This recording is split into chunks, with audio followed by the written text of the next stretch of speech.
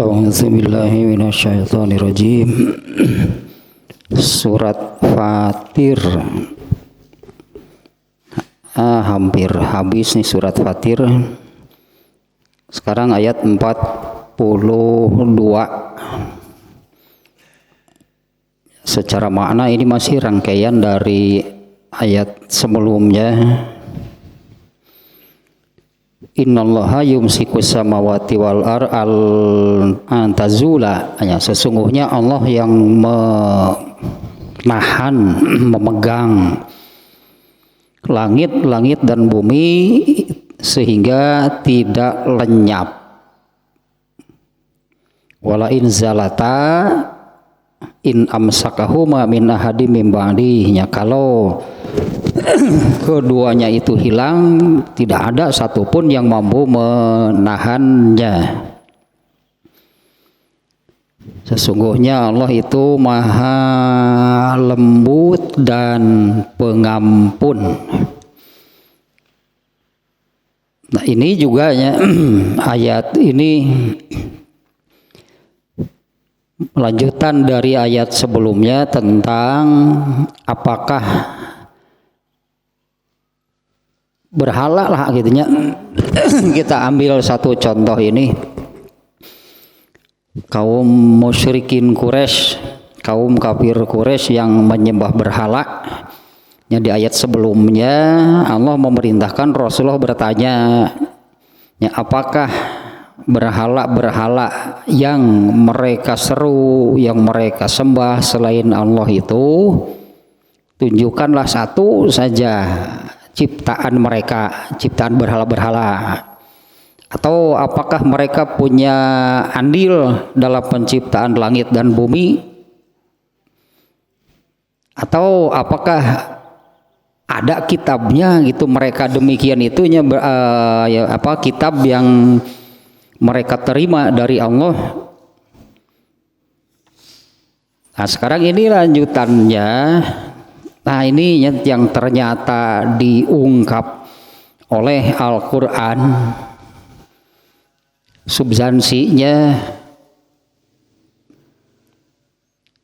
seperti yang malam tadi ya, dalam kajian ini Fathul Bari Kitabur Riqaq ya, tentang melembutkan hati. Yang malam tadi itu bab surga itu lebih dekat dengan seseorang dibandingkan dengan alas kakinya gitu sebetulnya tuh ya. Surga itu lebih dekat. Abdi mah tara disenal di saha terus gitu.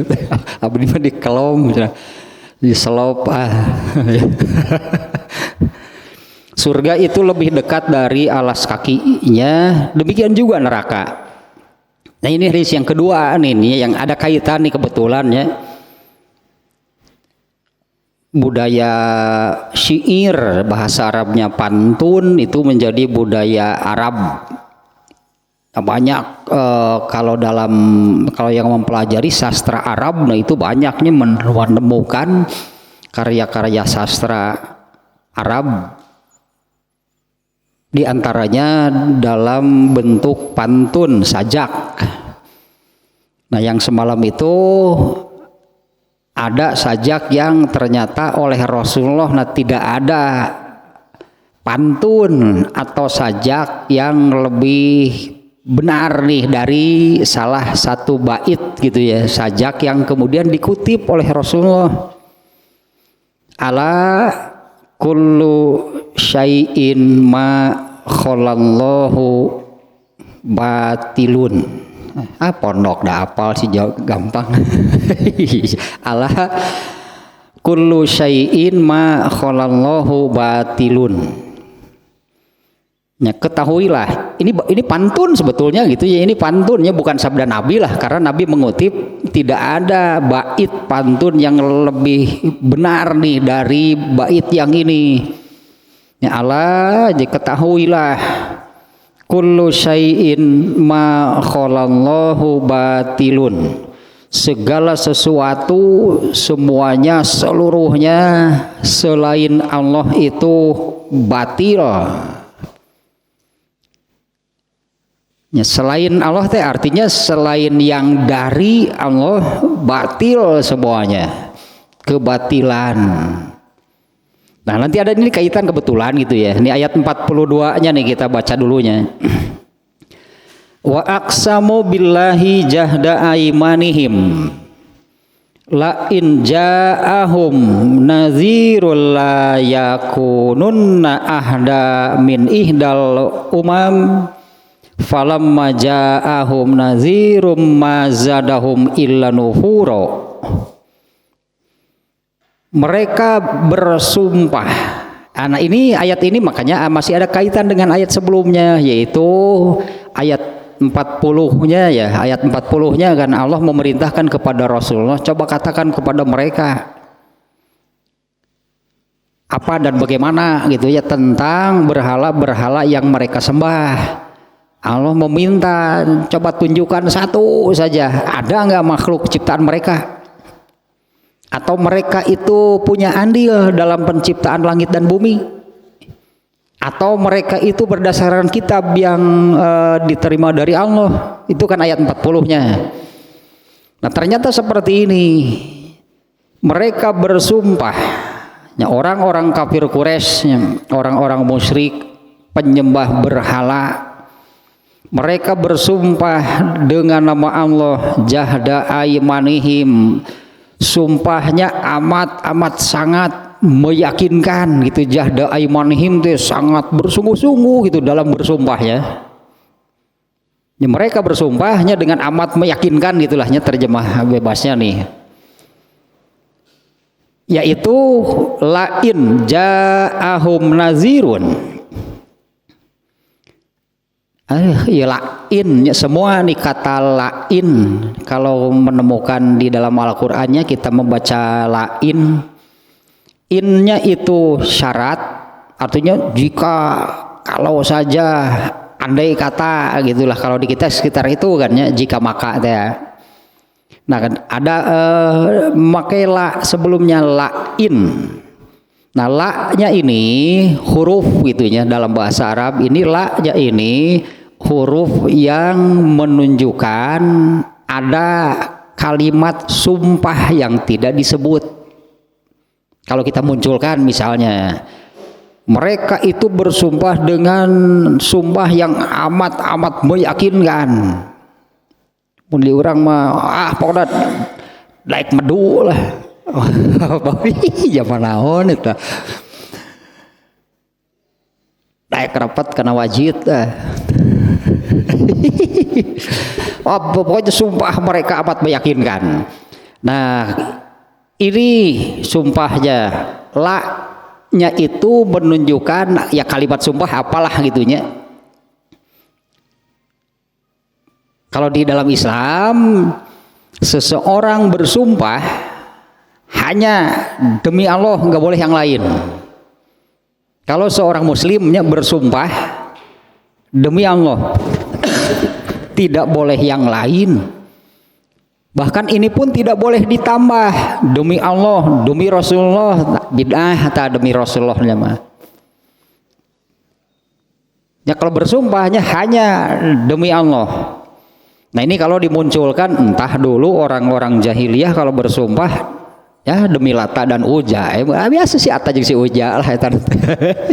Demi Ata, demi Uja lah. Nah, bersumpah gitunya. Nah, la-nya ini menunjukkan benar nih mereka bersumpah. Tapi di sini dengan huruf la di sini menunjukkan kata yang dijadikan sumpahnya, misalnya demi Allah, demi Lata, demi Uzanya tidak disebut nih ya. Artinya ini menunjukkan benar-benar gitu mereka bersumpah. Isi sumpahnya adalah in ja'ahum nazirun, jika datang kepada mereka nazirun itu pengancam. Di dalam banyak ayat ya Rasulullah itu tidak diberi kewenangan untuk mengubah manusia. Ya, Rasulullah SAW tidak diberi kewenangan untuk mengubah manusia. Rasulullah tidak diberi kewenangan untuk memasukkan seseorang ke dalam surga. Artinya tidak akan ada orang yang masuk surga itu karena dimasukkan, dibawa oleh Rasulullah, nggak ada. Rasulullah tidak diberi kewenangan sampai di sana. Nah, di banyak ayat Allah menyebutkan, katakanlah oleh Muhammad, innama ana nazir. Ini kata nazir nih. Innama ana nazirun. Katakanlah oleh Muhammad, aku ini hanya menyampaikan ancaman. Artinya yang dimaksud nazir di sini adalah seorang rasul nih. Nazir itu pemberi ancamannya, karena yang mengancam bukan Rasulullah. Rasul nggak pernah mengancam apa-apa. Ini Allah nih yang mengancam. Jadi yang dimaksud di sini Rasul gitu ya. Nazir itu Rasul. Ini isi sumpah mereka. Jika datang kepada mereka nazirun, seorang Rasul, layakununna, pasti yakin mereka itu mengatakan kami pasti akan menjadi yang paling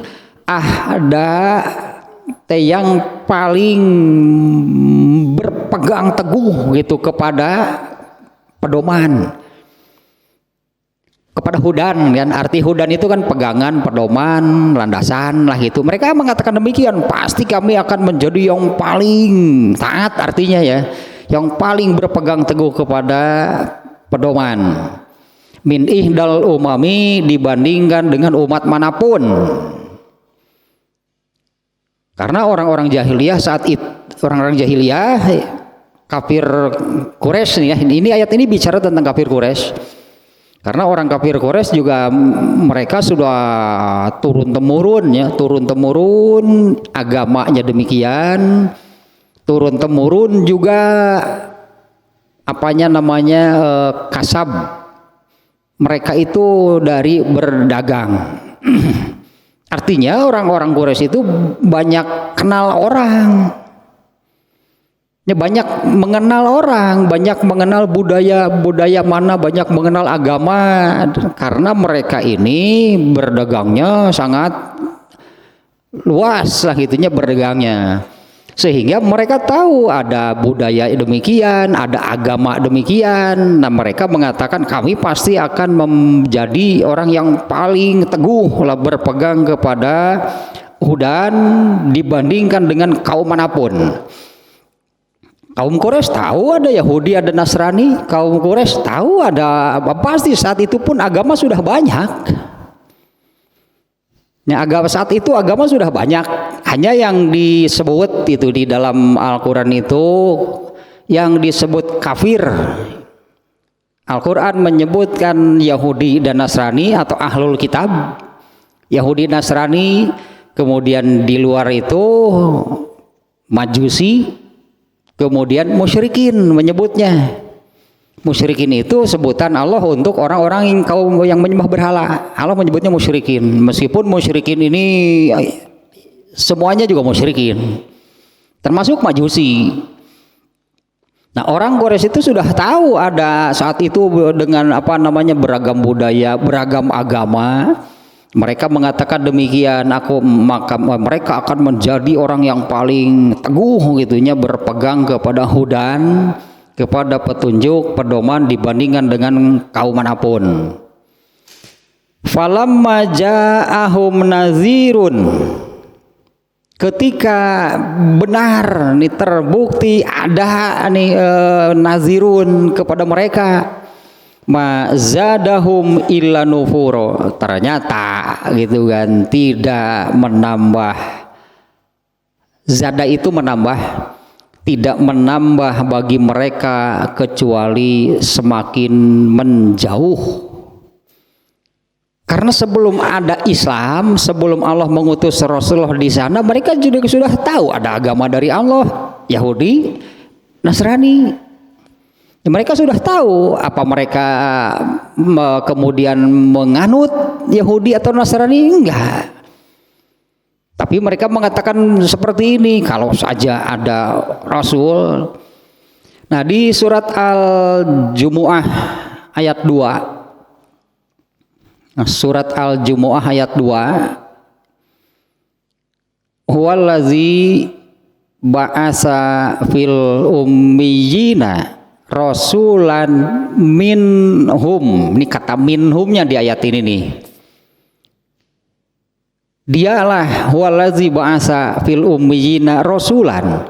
Dialah yang telah mengutus di kalangan orang-orang ummi itu mayoritas itu ya, mayoritas saat itu kaum Quraisy, setelahnya kita batasinya kaum Quraisy.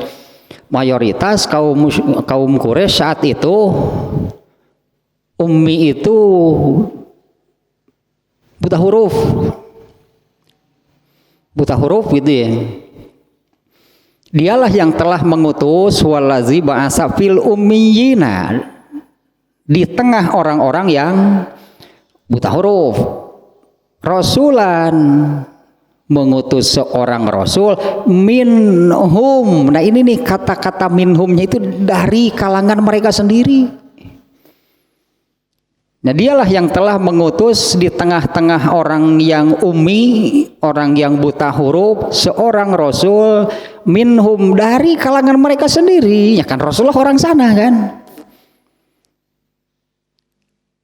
Nah ternyata ayat ini jika nu betul jadi pika sebelena teh, padahal sebelumnya mereka bersumpah mun aya mah nabi karena mereka kan tidak, saat itu kan ada orang Quraisy tadinya karena berniaganya juga luas gitulah, ininya pergaulannya luas orang Quraisy. Mereka dikenal di mana-mana karena ada Ka'bah dan air Zam-Zam. Karena ibadah haji itu sudah Allah syariatkan ketika di zaman agama Yahudi. Ibadah haji itu juga Allah berlakukan lagi di dalam agama Nasrani. Sehingga orang Yahudi, orang Nasrani itu mereka mengerjakan ibadah haji. Alasan Abrahah mau menghancurkan Ka'bah itu karena ibadah haji. Abrahah minta kepada Abdul Muthalibnya sebagai kepala suku supaya ibadah haji, pelaksanaan ibadah haji dipindahkan. Saat itu Abrahah itu Nasrani, minta lokasi pelaksanaan ibadah haji dipindahkan. Abrahah sendiri sudah menyiapkan pengganti tempat tawaf Ka'bahnya gitulah ya. Sudah disiapkan di Sonaa, ibu kota Yaman. Artinya ibadah haji saat itu orang Nasrani ibadah haji.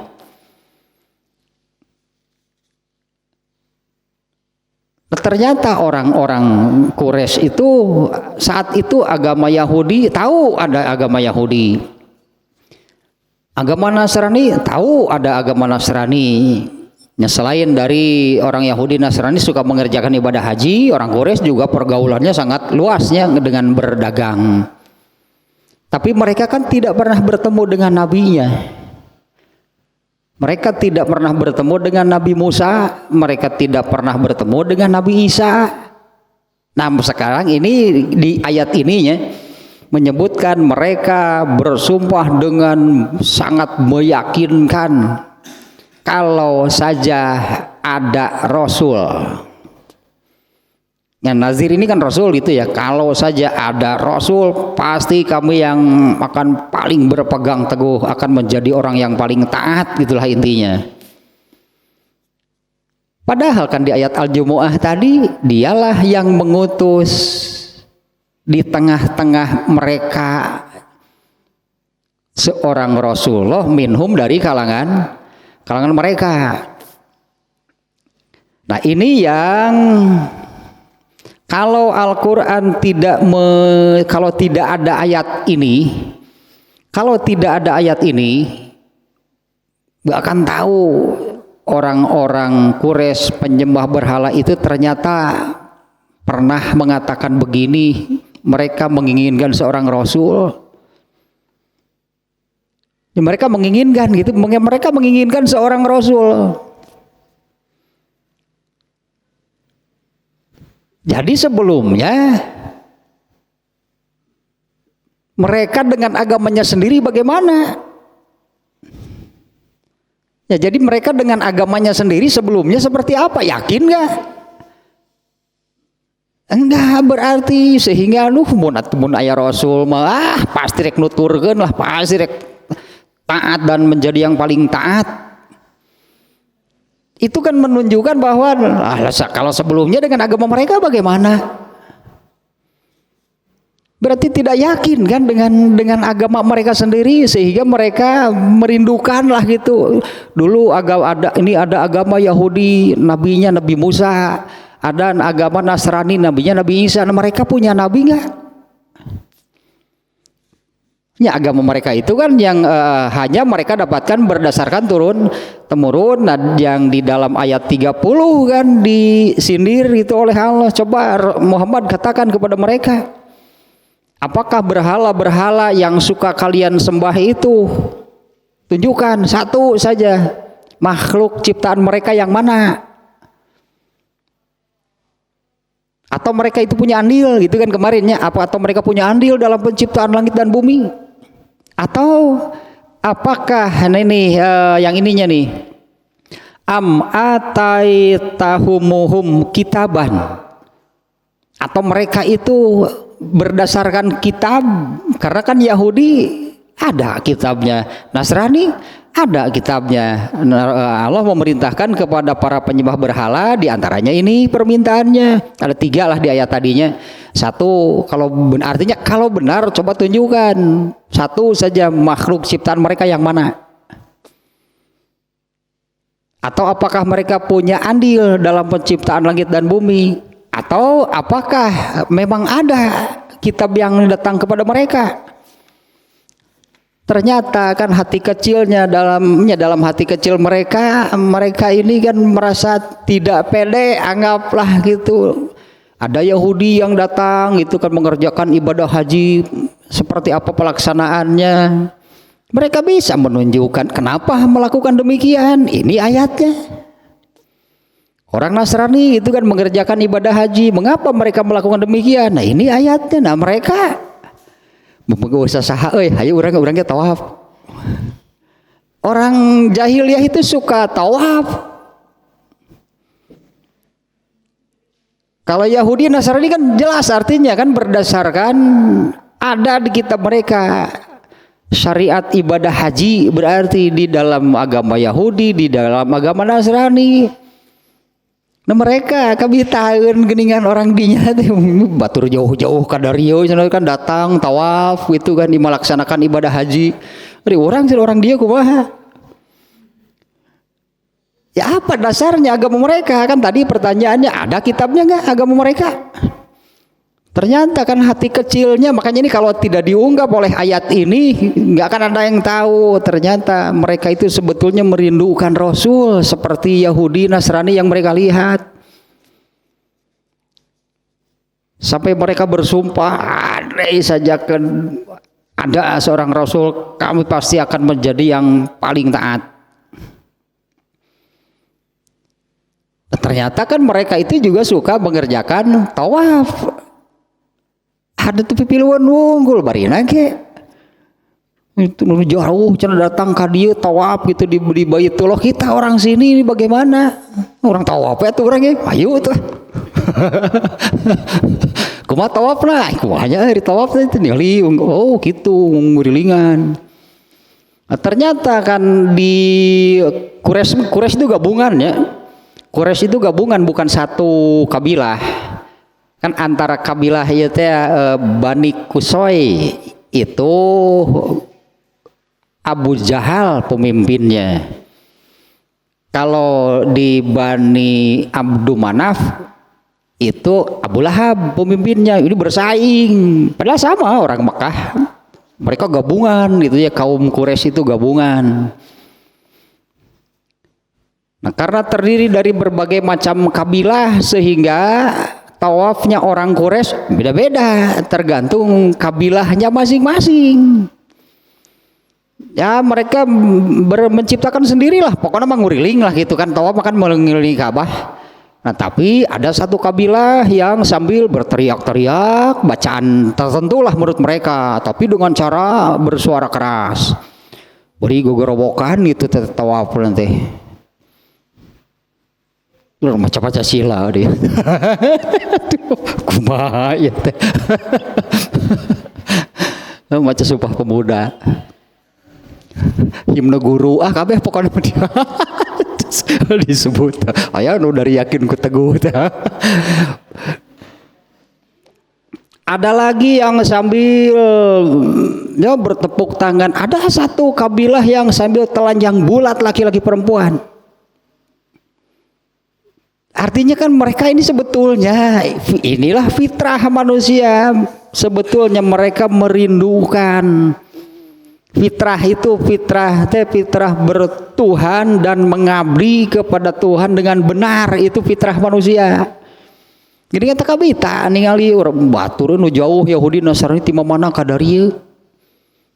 Andainya misalnya mereka bertanya mengapa kalian jauh-jauh datang ke sini terus melakukan ini, mereka kan bisa menunjukkan ininya, datanya, buktinya, ya inilah ajaran agama kami. Ini geuning kabita warna geuning hayang euy tawaf gitu. Ya enggak usah saja. Tawaf dengan berbagai macam caranya dari mereka.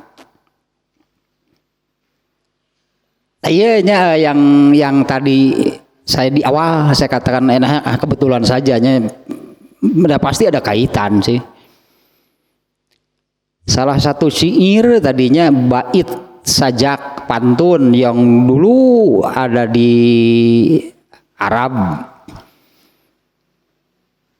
Kalau sebelumnya orang-orang Quraisy kalau membuat pantun seperti apa? Ya pasti sesuai dengan akidah lah pasti.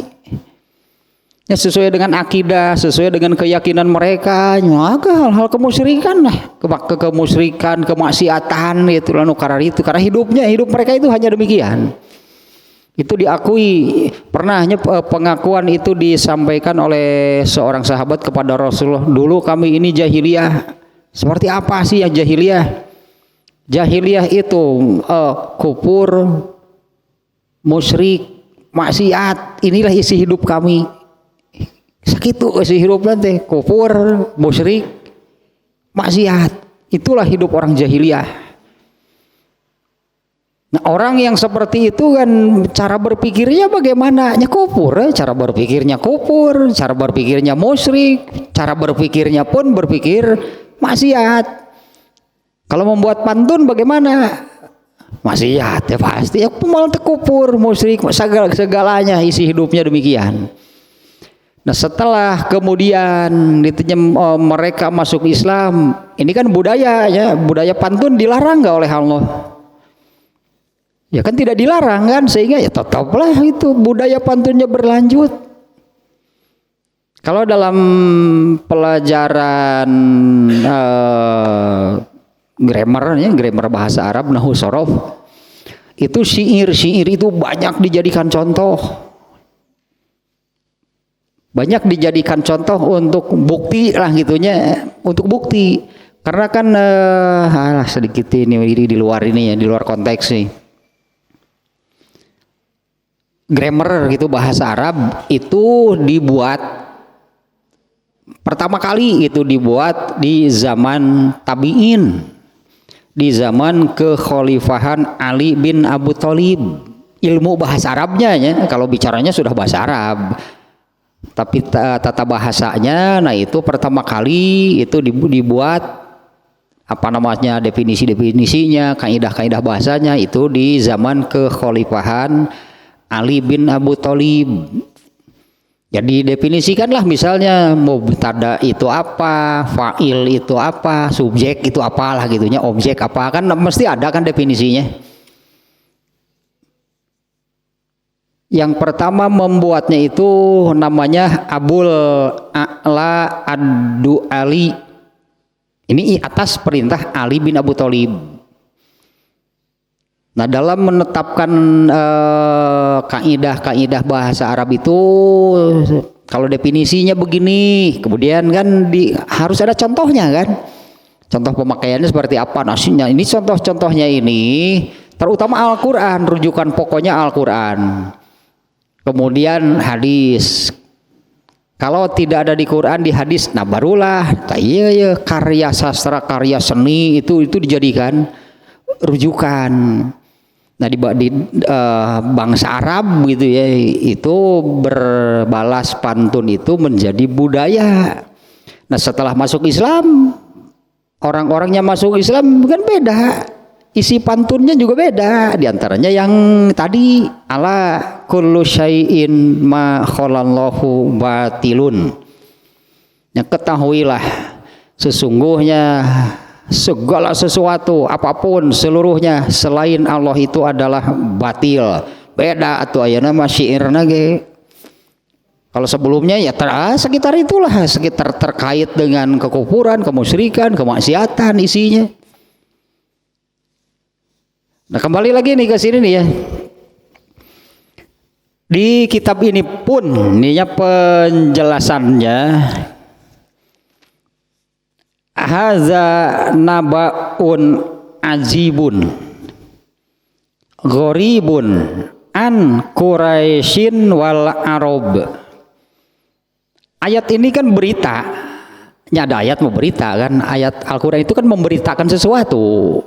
Ayat ini isinya berita tentang orang Quraisy itu dulu ternyata demikian. Itu kan, ini kan beritanya. Nah, ayat ini haza nabaun, nabaun kabar. Tapi kabarnya itu pasti benar. Makanya pembawa kabar dari Allah sebutannya nabi. Nabi itu orang, artinya nabi itu orang yang membawa berita. Nabi itu orang yang membawa berita, tapi karakternya yang disebut nabaun itu adalah pasti benar. Ini ayat ini adalah berita. Nah ini berita yang ajibun, yang menakjubkan. Sekiranya tidak ada ayat ini, tidak pernah terungkap kalau orang Quraisy itu ternyata seperti tadi. Mereka sebetulnya menginginkan, merindukan seorang Rasul yang membawa hudannya, karena kan selanjutnya pasti kami akan menjadi orang yang paling berpegang teguh kepada hudan. Sekali lagi kan ini menunjukkan, nah jadi mereka dengan agama mereka sebelumnya bagaimana? Ragu berarti. Ya, apa mereka yakin dengan agama mereka sendiri? Enggak, ternyata mereka merindukan seorang nazir, seorang rasul. Ya, ayat ini adalah berita yang ajaib, yang menakjubkan, yang mencengangkan, ya, tentang orang Quraisy terutama dan orang-orang Arab pada umumnya. La ilmala nabihi min ghairil Quran. Siapapun tidak akan ada yang tahu kecuali berdasarkan ayat Al-Quran ini. Nah, kan pelajarannya, benang merahnya seperti yang diungkap di dalam syair tadi. Semuanya, seluruhnya selain yang dari Allah itu adalah batil, nggak ada yang benar. Meraksakeun karena tuntutan fitrah, tuntutan kodrat sebagai manusia, sebagai hamba itu adalah bertuhan dan mengabdi kepada Tuhan. Itu tidak bisa dihilangkan, tidak bisa dihilangkan, tidak bisa dibantah, tidak bisa tidak dipenuhi, sehingga semua manusia akan seperti itu.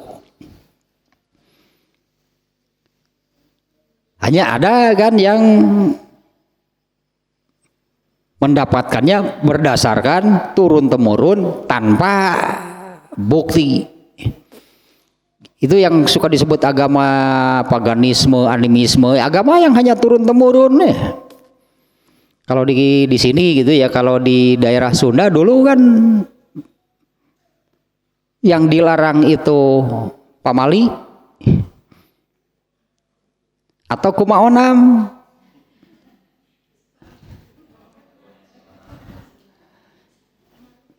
kan melarangnya itu kan demikian kan dulu. Jangan begini pamali, jangan begini begitu bisi kumaonam. Pamali jeung maonam emang suami istri sih kata. Pamali jeung maonam malah galak donana ge batak ulah.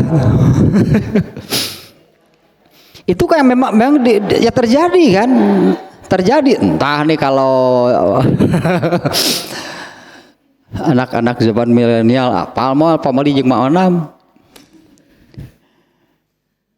Mungkin sudah tidak tahunya dulu pamali maonam.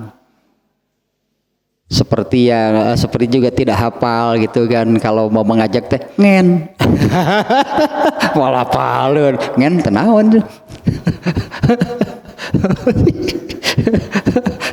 Nama sudah kalau mau berangkat teh ngen nam ya wah udah nggak ada bahasa itu. Nah, termasuk pamali itu artinya kan sesuatu yang dilarang keras lah gitunya. Pamali jangan gitulah dilakukan gitu kan maksudnya. Nah, itu berdasarkan apa? Ya turun temurun lah seperti itu. Banyak hal diantaranya ini dilarang ya maksudnya dilarang duduk di depan pintu. Sok dulu kan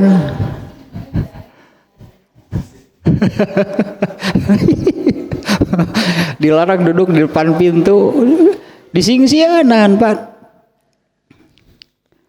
Halik cerita di lawang pantau bisi tangtat jodoh atau nang tuh sedeket beneran tinggal gabrug begitu bisi jauh itu aja bisi nongtot bang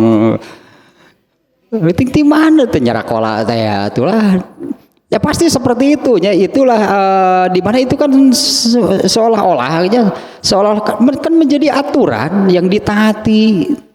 Sehingga orang-orangnya itu tidak mau melakukan apa yang dikatakan pamali bisi kumaonam itu dijauhi.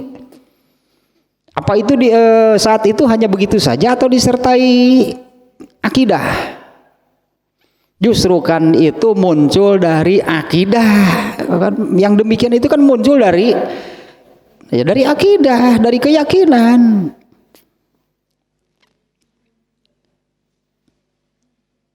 Nah, tapi kan anak muda sekarang mah sok pabelit. Sok pabelit eta teh pemahamanna teh bener kudu diajar segera lupa ge. Dulu mah apa namanya kalau sekarang kan mau masak itu pakai blender. Ya buat bumbunya kan pakai blender. Kalau dulu kan pakai ulekan. Ngarenos bahala sebutna teh budak aya da cing ngarenoskeun gitu. Tuh apa ka dieu juga tah gitu atuh ngarenos mah diajar atuh ke tukang lotek eta mah mahir dia mah pakar ngarenos mah ya ngarenos eta bawang burung ditakolan nah gitu ngarenos teh. Dulu kan pakai kalau membuat sambal terasi itunya kalau di orang Sunda itu membuat karedok ya buat karedok itu sambal terasi karedok buatnya makan nah tersisalah sedikit gitu panu terakhir disebut teh ngwah coet orang Sunda menyebut teh ngwah coet pan terakhir teh yang kemudian itu menjadi satu istilah itu kalau bujangan menikah dengan janda itu disebut ngawah coet sebutanna teh ari kadienakeun ulah ngawah coet bisi menangkeun nah udah eta mah istilah kenapa kan jadi gitu papuket dia mah ulah gua coet cara bisi ada tuh atuh gitu tidak jelas dasarnya Nah, kembali ke sini nih. Ini ayat ini adalah berita yang mencengangkan sebetulnya gitu kan. Ini berita yang mencengangkan. Ya, tapi kemudian kenapa Abu Lahab, Abu Jahal mereka bertahan gitu kan dengan agama lah itu. Kenapa Abu Lahab, Abu Jahal itu bertahan dengan agama mereka? Kan sebelumnya mereka minta. Padahal kan hati kecil mereka kan ini kan kata-katanya di ayat ini, bahkan sumpahnya itu sumpah yang amat meyakinkan lah, pasti kami akan menjadi yang paling taat dibandingkan dengan kaum manapun. Ternyata di ayat Al-Jumu'ah tadi Allah mengutus dari kalangan mereka sendiri, bukan dari jauh. Bahkan siapa sih yang Allah utus jadi nabi? Muhammad SAW yang mereka kenal, orangnya lurus, tidak pernah berbuat keburukan. Artinya kalau mereka mau menolak Rasulullah sebagai nabi, lalu mencari-cari kesalahannya, kekurangannya, keburukannya, jangankan setelah menjadi nabi, ya jangankan setelah menjadi nabi, sebelum menjadi nabi pun mereka kan justru yang memberi Rasulullah itu gelar Al-Amin. Itu pemberian dari siapa? Kan dari mereka sendiri. Gelar tersebut dikukuhkan, anggaplah,nya Rasulullah itu Muhammad lah gitu ya, sebelum menjadi nabi kan ya. Muhammad SAW itu Al-Amin, seorang yang itu lurus, jujur, tidak pernah berbuat keburukan. Mereka mengenal Rasulullah itu sejak anak-anak gitulah, sejak lahir orang-orang Quraisy itu tahu.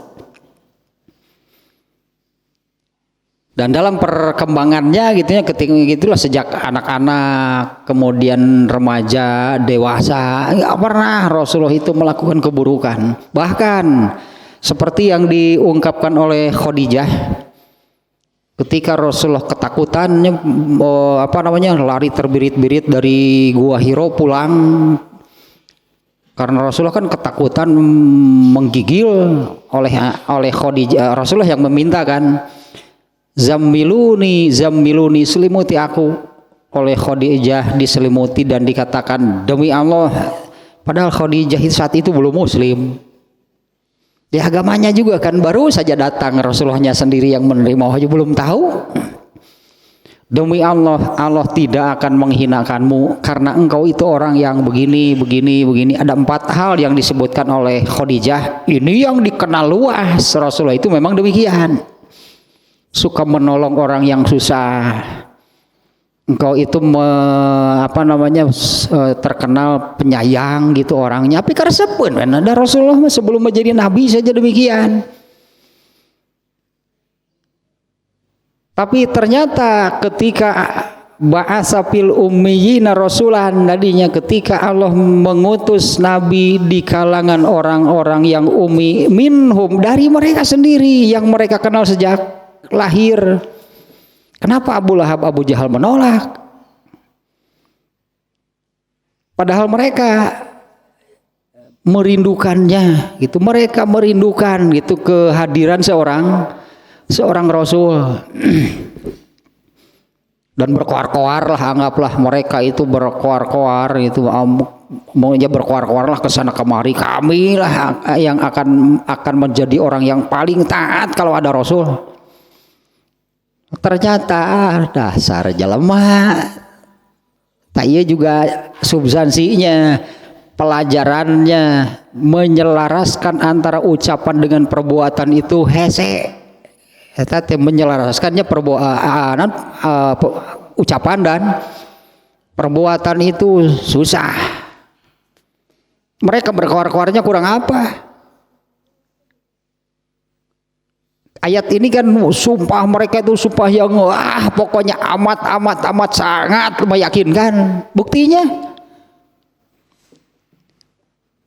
dengan alasan sepele sebetulnya kenapa Abu Jahal tidak mau menerima? Alasannya karena asobiyah disebutnya kalau dalam bahasa Arab.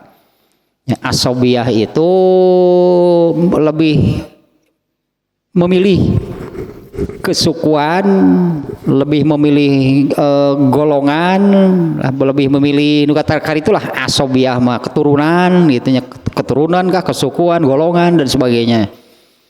Itu alasannya Abu Jahal menolak. Karena tadi Abu Jahal itu pemimpin Bani Qusay, Abu Lahab pemimpin Bani Abdul Manaf.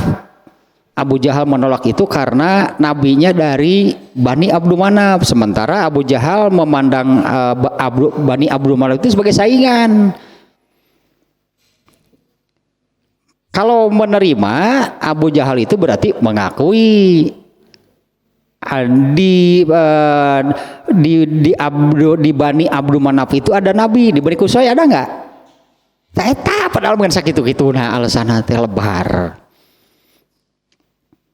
Nah, kalau begitu kami mengakui kalah. Nah sementara sebelum diutusnya Nabi, Bani Qusay dan Bani Abdul Manaf ini bersaingnya gitu, sama-sama tidak mau kalah, baik dalam hal keburukan ataupun dalam hal kebaikan. Ya, dalam hal keburukan atau dalam hal kebaikan pokoknya bersaing. Kalau mendengar Bani Abdul Manaf begini, wah maka kami juga balas gitulah. Kalau itu hal kebaikannya, dia akan melakukan yang lebih baik berarti karena ingin lebih dari lawannya. Nah misalnya soal ini ya, soal menjamu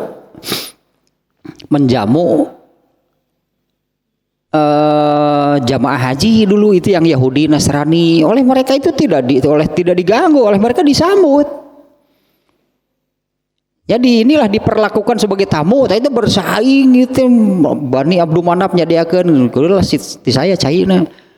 Kalau jam-jam juga jam-jam yang ayat tuh. Kan malah saya memucitkan hayam sok. Wah eta teh ini bersaingnya baik dalam hal keburukan ataupun pokoknya sama-sama tidak mau kalah. Ternyata Rasulullah mengatakan, akhirnya kan Rasulullah kan memproklamirkan diri, aku ini seorang Rasul. Bani Qusay mah, aduh, eleh orang atuh kieu mah, kita nggak ada nabi, makanya tidak mau mengakuinya Muhammad SAW sebagai nabi, jadi dia dianggap tidak ada. Karena Bani Qusay merasa kalah bersaing kalau mengakui Rasulullah itu sebagai nabi. Lebar gitulah kalau katakan, wah sangat disayangkan. Padahal kan Abu Jahal itu asalnya disebut Abu Hikam, namanya Amr bin siapanya, Abu Jahal teh. Sebutan sebelum ada Islam itu Abu Hikam, si bijak. Abu Hikam itu si bijak gitunya. Dan banyak yang bertanya, banyak yang konsultasi gitulah kepada Abu Jahal, mah bareres wae. Ternyata kan Abu Jahal ini kecerdasannya itu sejajar dengan Umar bin Khattab, itu paingan. Sebanding lah karismatiknya, kecerdasannya, keberaniannya, tegasnya. Bahkan Rasulullah kan pernah berdoa, ya Allah kuatkanlah Islam ini dengan salah satu dari mereka. Anggaplah mau Allah pilih manapun berarti hasilnya sama. Ya Allah kuatkanlah Islam ini dengan salah satu dari mereka. Yang kemudian kan Umar bin Khattab setelah masuk Islam terkenal kan Al-Faruq, tegas, keras. Mun hidung mun bodas-bodas itu abu-abu itu itulah tegasnya. Kemudian soal kecerdasannya nih, ada 15 ayat di dalam Al-Qur'an yang Allah turunkan di mana isinya itu sudah terpikir lebih dulu oleh Umar bin Khattab. Umar bin Khattabnya mengatakan ada pikiranku gitu yang sejalan dengan ayat Quran. Itu maksudnya ada ayat-ayat yang turun di mana masalahnya itu sudah terpikir lebih dulu oleh Umar bin Khattab atau sebagai jawaban bagi itu yang terpikir oleh Umar bin Khattab. Yang terkenal itu satu tentang diharamkannya khomer. Itu Umar bin Khattab sudah menyampaikan lebih dulu kepada Rasulullah. Bagaimana kalau khomer itu diharamkan saja?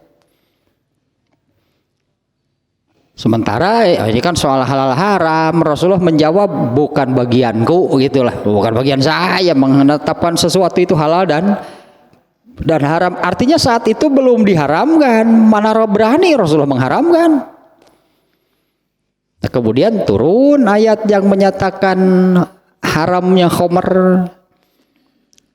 Kemudian syariat sholat 2 rakaat di makom Ibrahim itu Umar bin Khattab pernah sebelumnya menyampaikan bagaimana kalau di Masjidil Haram di makom Ibrahim itu diadakan sholat sunat. Ya jawabannya kurang lebih sama lah, yang berhak menetapkan syariat siapa? Kemudian hijab bagi istri-istri Nabi. Kemudian tentang tawanan perang semuanya ada 15. Kan luar biasa nih kecerdasan Umar bin Khattab. Abu Jahal itu asalnya demikian. Setelah Abu Jahal secara terang-terangan menolak kerasulan, menolak agama Islam, Rasulullah SAW yang pertama kali memunculkan sebutan Abu Jahal si dungu unjek urang teh. Ini Abu Jahal teh si dungu. Jadi Abu teh sok disebutkan bapak atau bapak dungu. Ya, seperti Abu Bakar kan, Abu Bakar As-Siddiqnya di situ tidak pakai abunya, tapi maksudnya Abu Bakar As-Siddiq itu apa? Siddiq si benar, mencuri orang Abu Bakar, saya dengan Abu Bakar itu benar, Pak. Si benar ya Abu Bakar, Pak. Nah, kalau Abu Jahal mah si dungu, itu pertama kali yang memunculkan sebutan Abu Jahal itu Rasulullah. Setelah dia menolak agama Islam. Nah, padahal ini diungkap oleh Al-Quran. Ayat ini ayat yang mencengangkan, ajaib, luar biasa. Tidak akan ada yang menyangka. Ternyata orang-orang Quraisy itu cerik hatena mata ningali orang Yahudi, orang Nasrani, urang cenah naon menurut dia teh landasanana. Nah, kita apa landasannya menyembah berhala. Nah, Abu Jahal teh tadi cerdas luar biasa. Masa kita ini menyembah berhala sementara berhalanya kita sendiri yang membuat. Dan di beberapa ayatnya bukan hanya satu nih, ada beberapa ayat yang surat Luqmannya kalau nggak salah 24-25. La in sa'altahum man khalaqakum. Jika kamu tanyakan kepada mereka siapa yang menciptakan kalian, mereka menjawab Allah. Nyeri hati tengah jawab naga gitu. Jika ditanyakan kepada mereka siapa yang menciptakan mereka, mereka menjawab Allah. Siapa yang menciptakan langit dan bumi, mereka menjawab Allah. Tapi dah eta jelema teh ongkoh geus kaharti ngeun loba tapida lah. Tapi dah kumaha atunya. Tapi kumaha atunya da abdi mah itu teh eudeuh moal curang teh mun eudeuh dar kalinya. Nah, mereka mengakui kan, Khadijah tadi kan mengatakan demikian kan Rasulullah teh demi Allah tidak akan menghinakan kamu. Apal Allah di mana? Ya tahu Allah dari mana? Karena orang Quraisy itu semuanya penyembah berhala. Dimana kan menyembah berhala itu sangat bertentangan dengan logika sekalipun, bukan dengan dalil agamanya, dengan logika saja itu sudah bertentangan, tidak masuk akal, tidak masuk logika. Karena kan menyembah berhala itu menyembah sesuatu yang dibuat oleh mereka sendiri. Si ada teh Abu Lahab benernya kersorangan maceurik nu aing mun kieu-kieu teuing. Kieu-kieu teuing. Nah, maka ayat pertama yang Allah turunkan adalah Iqra, baca. Eta teh parentah baca teh kudu daek maca berarti hirup mah. Bahkan itu ayat pertama yang Allah turunkan itu baca. Tapi kalau Rasulullah SAW itu kan seorang ummi, tadi kan orang Quraisy mah ummi gitu kan semuanya, bukan semuanya sih, mayoritas karena ahli bahasa gitunya yang bisa baca tulis juga saat itu sudah ada. Seperti ini 7 orang yang oleh Rasulullah ditunjuk dan ditetapkan sebagai kutabul wahyi namanya. Para penulis wahyu, sekretaris Nabi itu 7 Nabi itu sekretarisnya teh. Di antaranya kalau untuk keperluan ini Rasulullah kan mengirim surat kepada Hiroklah. Rasulullah mengirim surat ke Raja Persia, ajakannya isinya masuk Islam. Yang menulisnya bukan Rasulullah. Nah, itu kan punya sekretaris. Sebenarnya Rasulullah tinggal tanda tangan.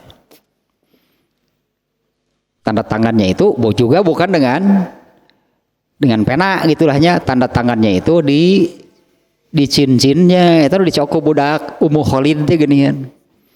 Dicoko Ummu Khalid geuningan cincin Nabi teh itu, Nabi itu memakai cincin itu stempel itu teh bacaannya di cincinnya itu adalah Muhammad Rasulullah.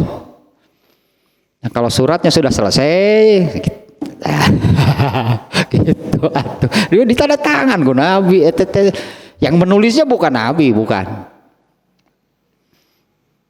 Nah, Rasulullah yang kondisinya demikian, tapi perintah ayat pertama Iqra, baca. Cek Nabi, jawaban Nabi apa? Saya tidak bisa membaca gitu kan jawaban itu. Saya tidak bisa membaca. Ma ana biqoriin, saya tidak bisa membaca.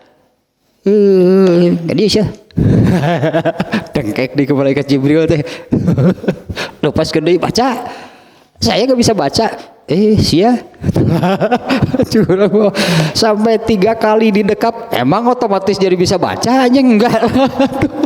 Didekap oleh malaikat Jibril gitu kan sampai Rasulullah terasa sesek, sulit bergerak itu beberapa saat oleh malaikat Jibril kan dilepaskan lagi, diperintah lagi baca. Tetap jawabannya, tapi dipikir-pikir kan emang di dekap bisa langsung baca? Ya pasti. Dan ternyata Rasulullah itu kan sampai akhir hayatnya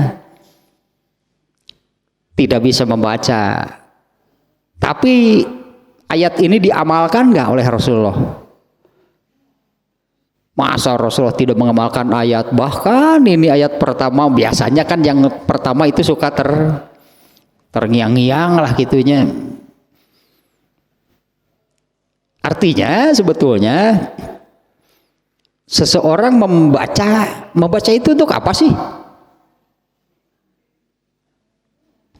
Kalau membaca suatu tulisan, anggaplah yang dibacanya itu adalah satu informasi pasti. Ya, orang menuliskan sesuatu itu kan satu kalimat itu kan informasi.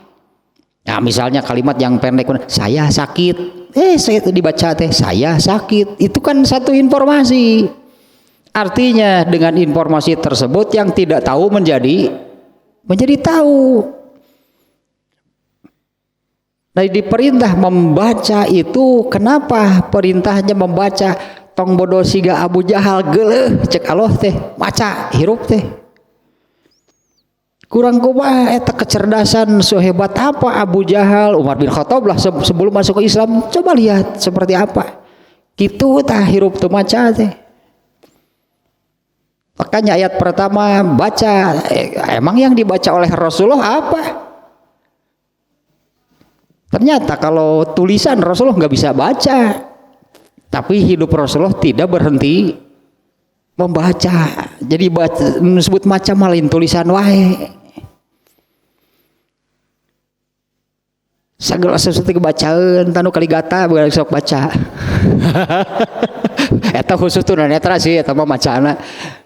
Pas dibaca teh gitu dibacana teh Kaligata sebut teh eta penyakitna braille atuh dokter Kaligata kudu tunanetra di kitu Kaligata eta teh bentuk bentol-bentolna gitu membentuk sebuah bacaan Kaligata. Oh ieu teh ngaranna teh kitu penyakit eta teh. Di mana sebutan eta coba beri lagi sebutan Kaligata tunanetra maca nu kena penyakit eta gitu. Maca teh Kaligata dibaca kudu tunanetra eta.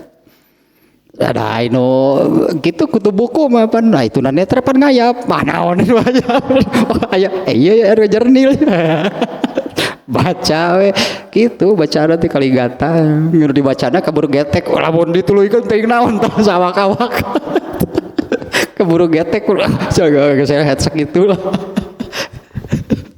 atuh tungtung buuk di patuntung sirah dibaca loba bacaeun teh sebenarnya mah gara-gara saeutik kaburu getek kudu dicabakna teh bisa kitu we nu kolorna teh. Terserah can kena ayat nama itu penjelasan ayat dari sini ya. Tapi itu hal yang menarik lah gitunya dengan yang barusan bahwa ini ayat yang mencengangkan. Ya sesuai lah dengan ya memang demikianlah fitrah manusia, mereka perlu petunjuk. Yang terutama petunjuknya tentang fitrah itu adalah fitrah manusia bahkan seluruh makhluk. Di dalam dirinya ada pengakuan tentang Tuhan dan harus menghamba kepada Tuhan, itu fitrah, nggak bisa tidak dipenuhi. Nah kalau dulu orang Quraisy syirik ningali Yahudi Nasrani, jelaskan dasarnya apa yang mereka lakukan. Nah, mereka pipiluan wungkul tahu Allah dari mana? Kan di ayat 40 kan apa mereka ada kitab pada mereka? Nggak ada. Ya tahu Allah saja bukan tahu Allah secara ilmu tapi hanya cek orang Sunda sadenge-denge berarti tentang Allah teh gitu sadenge-denge Allah sering mendengar. Tapi mereka punya ilmu tentang Allah seperti apa? Ya nggak ada. Kalau itu adanya di kitab Yahudi, kitab Nasrani kan sebelum ada Al-Qur'annya. Kitab Yahudi, Nasrani pasti banyak keterangan tentang Allah. Nah ini orang-orang Quraisy yang menyembah berhala. Dan ternyata ini ajaib gitu kan ayat ini. Hati kecil mereka kan demikian, merindukan seorang Rasul. Tambahan sedikit lah, surat Ali Imran ayat berapa? 64 itu 164. Benar gitu kalau yang tidak mengikuti Rasul itu rugi besar dan celaka. Rugi besar tidak mengikuti Rasul. Alah ayatna tuh. Yang ini ayatnya laqad manallahu 'alal mu'minin iz ba'asa rasulan min indi anfusihim. 164-nya laqad manallahu 'alal mu'minin, sungguh di situ bukan an'ama, bukan atau kalau padanan katanya ya, bukan memberi, bukan memberi nikmat, tapi mana kata kerjanya yang dipakai itu nya. Kalau misalnya kata atau juga bisa, Allah telah memberi lah itunya. Di situ menggunakan kata mana ini anugerah tak terhingga, bukan sekedar memberi nikmat. Ya Allah memberikan anugerah yang tak terhingga lah, berupa diutusnya seorang Rasul dari kalangan mereka sendiri. Makanya benar-benar bodoh tidak mengikuti Rasul. Rugi lah gitu, dan ya rugi besar lah, nggak rugi, bukan rugi bandar sih. Rugi besar tidak mengikuti Rasul. Artinya mereka ini tidak kebagian anugerah yang tak terhingga. Kalau di surat Luqman ayat 20, Allah menyebut Allah sudah menyempurnakan nikmatnya untuk kalian, zahiratan wa batinatan, baik kenikmatan lahiriah ataupun kenikmatan batiniah. Tak kenikmatan batiniah mah yang terbesar itu adalah Allah mengutus Rasul dari kalangan mereka sendiri. Rugi, kenapa kenikmatan ini jadi tidak kebagian? Ya, kenikmatan yang lahiriah batiniah berartinya dengan diutusnya seorang Rasul itu berarti tidak kebagian. Karena kalau kenikmatan jasadiah ya berakhirlah sesuai dengan umurnya. Kalau dia meninggal mana kenikmatan jasadiah mah? Ya berhenti juga, hanya sampai di situ. Tahu salah tuh 21. Aduh. Berarti nanti masih ayat ininya ini keterangan tentang ayat-ayatnya, tafsirnya tentang ayat-ayatnya. Tadi teteh begitu baca ayat ini dengan kata-kata demikian, haza nabaun ajibun, ini berita mencengangkan. Nah, ternyata masalahnya seperti yang tadi, ternyata nolak-nolak seginunya wae lah. Ternyata enggak kan? Dan yang terpenting adalah benar kalau segala sesuatu selain Allah itu adalah kebatilan.